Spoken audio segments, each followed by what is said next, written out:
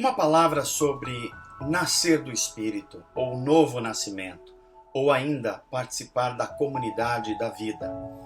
Bem, quando alguém é tocado pelo Espírito Santo de Deus no seu coração, e ela responde com fé e arrependimento, há uma experiência espiritual tão dramática que a Bíblia chama isso de nascer de novo, nascer do alto, nascer do Espírito, nascer para a verdadeira vida. Então, esse ato de Deus, que é a salvação, a Bíblia deixa muito claro que significa nascer para uma vida eterna. O Novo Testamento todo vai falar a respeito disso. E o significado disso é tão importante que a gente precisa corrigir um equívoco. Muita gente acha que essa vida eterna ela só pode ser experimentada depois que o ser humano morre. Mas não é isso que diz a Bíblia. A vida eterna ela pode ser experimentada a partir de agora, quando alguém entra num relacionamento autêntico com Jesus Cristo, é reconciliado com Deus, ele já tem acesso imediato a essa nova vida de Deus. Os gregos usavam duas palavras diferentes para definir o que é vida. A primeira delas é a palavra bios. E eles estavam se referindo à vida natural, à vida orgânica, à vida biológica. Mas também eles usavam a palavra zoé. Zoé significa vida espiritual ou vida de Deus. Se o primeiro nascimento é um nascimento natural, biológico, o segundo nascimento é o nascimento do espírito, portanto espiritual. E é esse novo nascimento, quando ele acontece, que possibilita que uma pessoa se reconcilie com Deus através da sua fé em Jesus Cristo.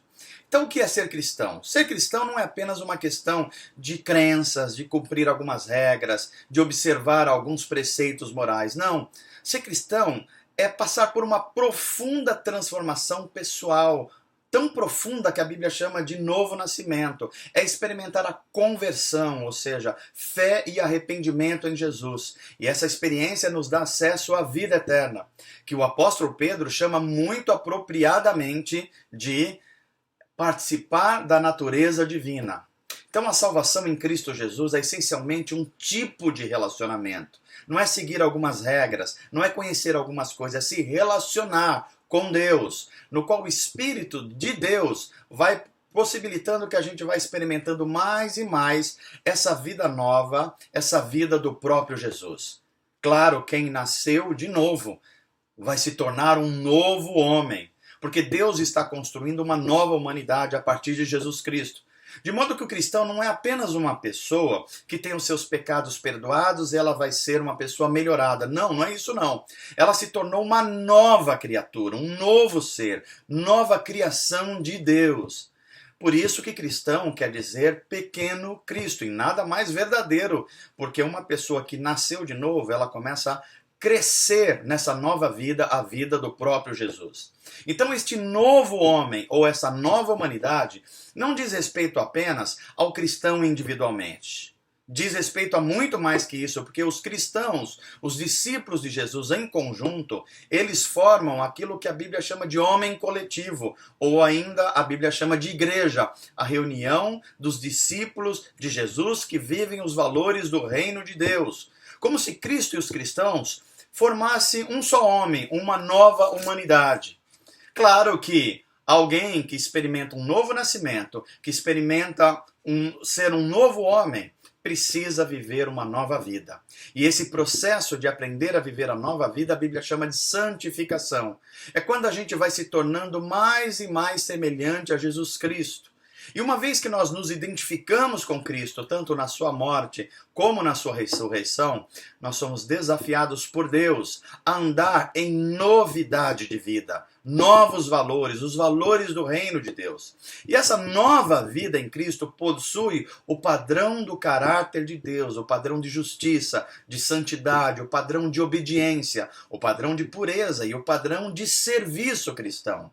Então esse processo de santificação, ele pode ser melhor identificado através de dois conceitos. O primeiro conceito é o conceito de posição, aquilo que nós já somos em Cristo. E o outro conceito é o conceito de condição, aquilo que Deus está trabalhando em nós e exige que nós trabalhemos também para que a gente busque a santificação.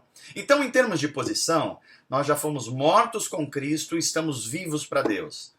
Mas em termos de condição, a gente precisa diariamente fazer morrer a velha natureza humana.